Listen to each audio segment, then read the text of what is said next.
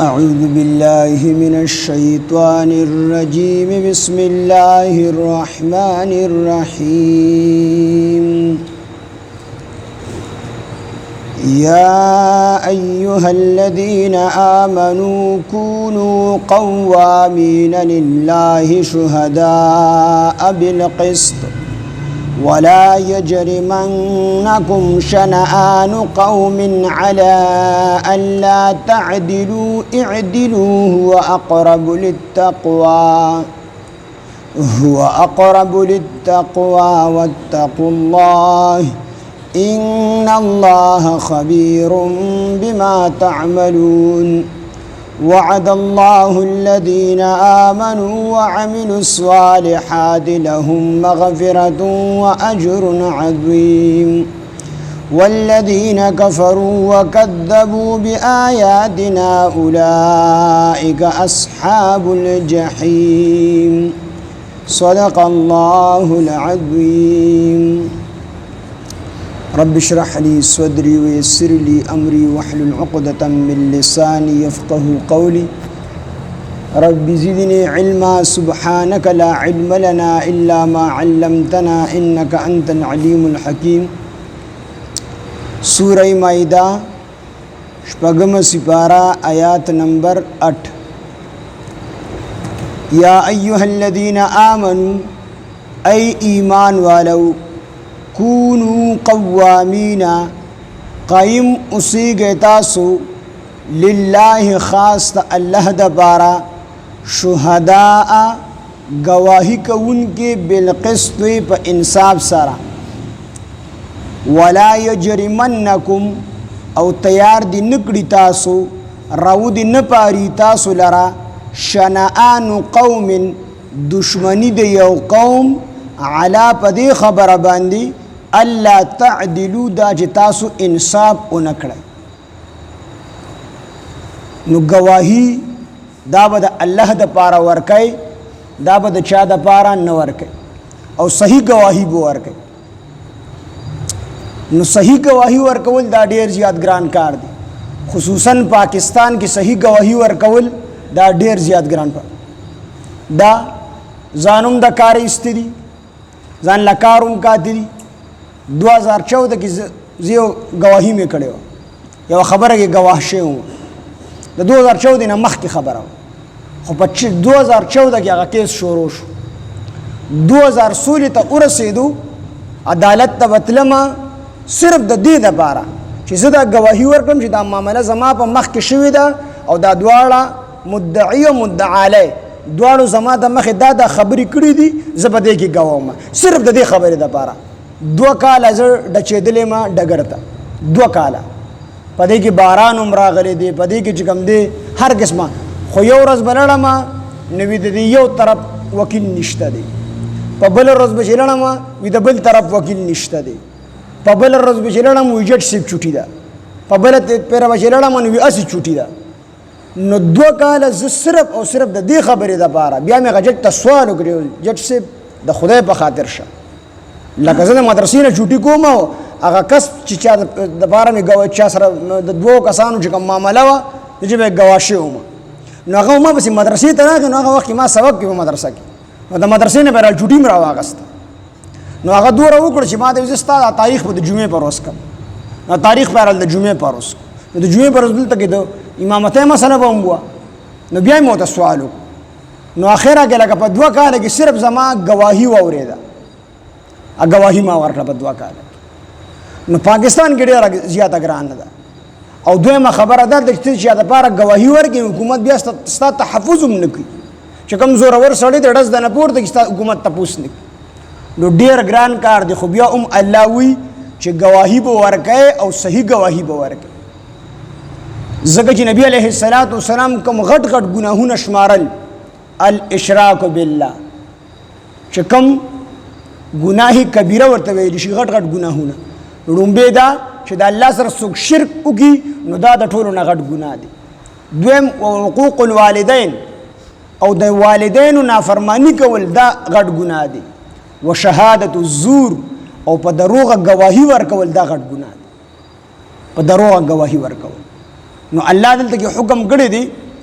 چې یا ایها الذین آمنو ای ایمان والو کونوا قوامین تاسو قائم اوسئ محکم اوسئ لله خاص ته الله د پاره شهداء گواہی ورکوونکي بالقسط په انصاف سره. د دې نه مخکې آیاتونو کې سورې نساء کې تیر شوي دي ولو علی انفسکم اگر کو دا گواہی ستاسو په ځانونو باندې بیا به هم په انصاف سره ورکړي. او الوالدین کو ستا په مور پلار خلاف گواہی او ته ورکړي نو د رشتہ داري خیال بن ساتي لله خاص الله د پاره به گواہی ورکړي. والاقربین او کو د خپلوانو خلاف د گواهی مقرر شي نو التبهم خالص ته الله د پاره گواہی ورکړي د خپل ولې خیال وبکې نسال. نو دا ډیر زیات ګران کار دی او د گواهی د دې دایره چې کوم د ډیر زیات لوی ده. مونږ خو گواہی صرف دې پورې محدود کړی دا چې په یو معاملې کې ته گواه جوړ شي نو هغه معاملې چې څنګه ولیدا نو اک شان دی په عدالت کې گواہی ورکړي دې ته مونږ گواہی وایو. د دین علاوه چې نور د گواهی کوم قسمونه دی هغه ته مونږ گواہی نه وایو. حالانکه د گواهی د دې شهادت چې کوم دایره کار دی دا ډیر زیات وسیع دی. مفتی شفیع صاحب لیکلي دي چې دا ډیر زیاته غټه دایره ده د گواهی ده. دا هم په دې کې راځي چې مثال په تور یو کس ډاکټر لړ شي دته چټي نه ملاويږي. مثال په تور دی په محکمه کې نوکر دی او دته چټي کړي دا نو چې دی الته کې لړ شي خپل افسران دی چې ما چټي د دیو جنا کړي دا چې زمون په کور کې واده نو افسران بوله سزا ورکي نو دی لړ شي ډاکټر لا چې ډاکټر لړ شي ډاکټر ورته اولی کی دا کس بیمار دی او دته د دوره وخت آرام ضرورت دی نو دلته کې دی ډاکټر په دروغه باندې گواهی وکړه نو دی چې څنګه یو سړی په عدالت کې په دروغه باندې گواهی کوي نو څنګه چې دغه په دروغه باندې گواهی کول دا غټ ګناه دی او څنګه چې دغه کس مجرم دی دغه شان دا ډاکټر مجرم دی دوم په دروغه باندې گواهی کوي. دغه رنګ سرټیفیکیټ ورګي جالا او دغه سرټیفیکیټ اهل نه دی او دغه سرټیفیکیټ چې څوک ورګي هغه افسران په دې باندې دستخط وکي چې دا کس د سرټیفیکیټ اصل دی د دې کاغذ دی اصل له اهل دی او د هغه اهل نی وي دې کس په دروغه باندې گواهی وکړي. او شهادت الزور کې دې داخل دی چې دا په غټو ګناهونو کې غټ ګناه دی دې په دې کې داخل دی. نو پاکستان کې د دې وجه نه څوک گواهی نه کوي چې نه د حکومت ته طرف نه تحفظ شته دی او چې د گواهی دی وکړه او گواه جوړ شوی نو بس ډچېږي به نو د دې وجه نه ډېر خلک په دروغه باندې گواهی کوي او دا ډېر زیات ګناه دی. نو مفتی صاحب لیکلي دي چې دا د دروغو د گواهی یو قسم دی. دک شان دی یو سړی امتحان پیپر ورته ورالي او دغه پیپر چې کوي او د به خپل راغی یا وسره اسی وي چې منه دل لګي ډېر نمبر ورکو خبر سره کوم او دې دغه ډېر نمبر اهل نه دی او د ډېر نمبر ورکړل قصدن عمدن نو دې سړی په دروغه باندې گواهی وکړي نو دې په دې زمره کې راځي او شهادت الزور کې راځي چې د په دروغه باندې گواهی کړي. دغه رنګي وډونو د کسان ودرېدل وډونو ته او تا د خپته چې دا کست دی وډ چې کوم دی حقدار نه دی نو دا یو قسم گواهی ده چې ته ورکې چې دا کس حالان کې ته زړه نه تسلیمه چې دا کس ته وډ حقدار نه دی دی به د قوم خدمت اونګي د سړی کرپټ دی دی غل دی ډاکو دی قاتل دی ته د خپته ده مو چې پته ته نشته دی او ستاسو ګمان سید چې سړی ټیک ته جدا خبره ده خو ته خدای زړه نه پیژنې خو صرف د پارټۍ د وجنه د کلی کور ولای د وجنه د خپل ولای د وجنه دلته ووټ ورګي ودا چې کم دی په دروغو گواهی کې داخل دا تا په دروغه باندې گواهی ورکړه دې چې څومره ګناهونه الته کې کوي او تا ته پته نشي دا سړی دې دی او دی بیا تا چې کوم دی MNA جوړ کو MPA دی جوړ کو دی تا بل څه جوړ کو وزیر دی جوړ کو نو دې چې څومره ګناهونه الته کې ستاسو کې پوره حصہ نو ووټ دا په یو اعتبار سره هو شهادت شو په دویم اعتبار سره دا شفاعت دی من يشفع شفاعة حسنة يكون له نصيب منها ومن يشفع شفاعة سيئة كفل منها چا چې صحیح د یو سړي صحیح سړي چې کوم دی شفاعت وکړو نو دته به صحیح شفاعت هغه حصہ ملاويږي ثواب به ته ملاويږي او چا چې د یو غلط سړي سفارش وکړو دته به د هغې چې څومره ګناه کېږي هغه به ته چې کوم دی ملاويږي نو دا په یو اعتبار سره شفاعت دی، ته د دغې نماینده د شفاعت کې چې دا سړی ټیک سړی دی. نو په یو اعتبار سره دا شهادت شو، گواهی شوه، په یو اعتبار سره دا سفارش شو، او په یو اعتبار سره دا وکالت دی. وکالت دی دا ته د خپل ځان دپاره وکیل جوړی، ته چې دا ووټ ورکوې نو ته د خپل ځان دپاره یو وکیل جوړی چې دی به ځي او په اسمبلی کې به زما دپاره جنګېږي، زما د حقوقو دپاره به جنګېږي، زما د دین اسلام دپاره به جنګېږي. نو دی چې تا وکیل جوړ کو، تا ته پته ده چې دی د وکالت حقدار نه دی، په دې ته پوهیږي. یو خو یو سړی پوهې نه دی جدا خبره ده، خو ته پوهې چې دا سړی د وکالت حقدار نه دی او دی تا وکیل جوړ کو، ستا په ووټ باندې دی بره لړ، دی چې څومره ګناهونه کوي ستا پکې پوره پوره حصه. نو د ووټ یو په یو اعتبار سره دا امانت هم دی، دا شهادت دی، گواهی په یو اعتبار سره دا سفارش دی، په یو اعتبار سره دا وکالت دی، په یو اعتبار سره دا امانت دی. امانت دا ووټ د هغه چا امانت دی کوم چې د دې حقدار دی، او چې کوم سړی د دې حقدار دی هغه له تا ورنکو بل چا له دې ورکو، تا امانت کې خیانت وکړو، ته په خیانتګرو کې رالی. لہذا څنګه ستا په دې ووټ باندې دا سړی بره لړ، څومره ګناهونه چې دی کوي او ستا د دې ووټ ته وجې نه کي، ته ورسره پکې پوره پورې شریک. نو دا ټول د گواهۍ په قسمونو کې داخل دي. یو د مفتي صاحب لیکلي دي چې د دې دایره کار ډېر زیات وسیع دي، ډېرې خبرې دي چې هغه ته خلک نه دي خبر چې دا شهادت دی، دا گواهي ده او هغه په حقیقت کې گواهي. نو الله فرمایي چې یا ایها الذین آمنوا ای ایمان ولو کونوا قوامین، تاسو قایم اوسیږئ لله خاص ته الله دپاره، شهداء گواهی کوونکي، بالقسط بالقسط په انصاف سره، په انصاف سره گواهی ورکړئ، بې انصاف به نه ورکړئ. ولا یجرمنکم او تیار دي نه کړي تاسو شنآن قوم دشمنی د یو قوم، یو پارټي ده او تا ته پته ده چې زما دا کومه پارټي ده، په دې کې چې دا کوم سړی اوټ دپاره ولاړ دی دا سړی حقدار نه دی، خو د دې بلې پارټۍ د دشمنۍ د وجې نه، د دې بلې پارټۍ د کس د وجې نه دله اوټ ورکومه چې دی چې کوم دی کامیاب شو، دا بله پارټي چې کوم دی ناکامه شي. نو دا هم په دې کې داخل دی. ولا یجرمنکم او تیار دي نه کړي تاسو شنآن قوم دشمنی د یو قوم، علا په دې خبره باندې الله تعدلو دا چې تاسو انصاف ونه کوئ. او که په هره معامله کې یو سړی ستا دشمن دی او بل سړی دی دوست دی، او خبره چې کوم دی اپس کې چې کوم دی ګنهګار ستا د دشمن نه دی، ستا د دوست ګنهګار دی، او ستا د سترګو د وړاندې معامله شوې ده، او دا دشمن دی ګنهګار نه دی، دوست دی ګنهګار دی، او عدالت ته ته گواهۍ دپاره لړې، نو ته به د دشمن په حق کې گواهي نه ورکوې چې یار زما دشمن دی،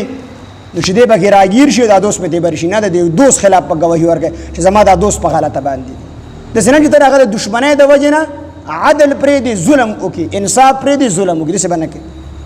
ولا یجرمنکم تیار دي نه کړي تاسو را او دې نه پاري تاسو لره شنآن قوم دشمنی د یو قوم، علا په دې خبره باندې الله تعدلو دا چې تاسو انصاف ونه کړئ، اعدلو الله وی انصاف کوئ، هو اقرب للتقوى دا انصاف ډیر نږدې دی تقوا لره، دا انصاف ډیر نږدې دی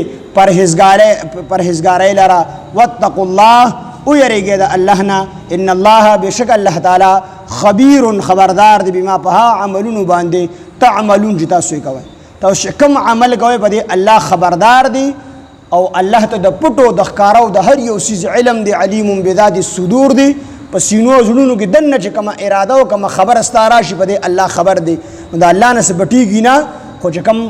گواهي ورکوئ نو په انصاف سره ورکوئ. وعد الله الذین آمنوا وعده کړی د الله پاک د هغه کسانو سره آمنو چې ایمان راوړی دی، وعملوا الصالحات او نیک عمل کړی دی، لهم د دوی دپاره مغفرة بخنه ده، واجر عظیم او ډیر لوی اجر ورله الله تیار کړی دی. والذین هغه کسان کفرو چې کافران دي، وکذبوا دروغی ګڼلي دي بآیاتنا زمون آیاتونه، اولئک اصحاب الجحیم ام دا خلق خاوندان د جهنم دي، یعنی دا خلق په جهنم ته ځي. یا ایها الذین آمنوا ای ایمان والو کونوا قوامین قائم اوسیږئ تاسو لله خاص ته الله دپاره، شهداء گواهی ورکوونکي بالقسط په انصاف سره، ولا یجرمنکم او تیار دی نکړی تاسو رو دی نپاری تاسو لرا شنآن قوم دشمنی د یو قوم علا پدی خبر باندې الله تعدلوا دا چې تاسو انصاف نکړی یعنی دغه قوم د دشمنی د وجنه تاسو د انصاف نه منګي دغه په دشمنی کې دومره مخ کې لړ شي چې هغه په حق یو تاسو هغه په ناګ باندې وګڼئ او کوم سړی چې په ناګ هغه په حق باندې وګڼئ علا الله تعدلوا بدی خبر باندې دا چې تاسو عدل اونکړئ انصاف اونکړئ اعدلوا الله وی تاسو عدل کوئ انصاف کوئ هو اقرب للتقوى دا ډیر نږدې دي د پرهیزګارۍ دپاره واتقوا الله او یریږئ د الله نه ان الله بشک الله تعالی خبیر خبردار دی بما په عملونو باندې تعملون چې تاسو یې کوئ وعد الله الذین آمنوا وعده کړی د الله پاک د هغه کسانو سره آمنو چې ایمان یې راوړی دی وعملوا الصالحات او نیک عمل یې کړی دی لهم د دوی دپاره مغفرة بخنه ده و اجر عظیم او ډیر لوی اجر دی والذین ها کسان کفرو چې کافران دي وکذبوا دروغ ګڼلي دي بآیاتنا زمون آیاتنا اولئک اصحاب الجحیم هم دا خلک خاوندان د جهنم دي